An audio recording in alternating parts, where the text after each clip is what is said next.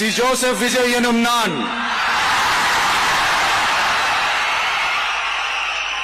தமிழ்நாட்டு அரசின் முதலமைச்சர் என்ற முறையில்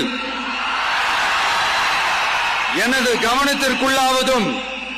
தெரிய வருவதுமான எந்த பொருளையும் முதலமைச்சரின் கடமைகளை உரியவாறு நிறைவேற்ற தேவையான அளவுக்கன்றி ஒருவரிடமோ பலரிடமோ நேர்முகமாகவோ மறைமுகமாகவோ அறிவிக்கவோ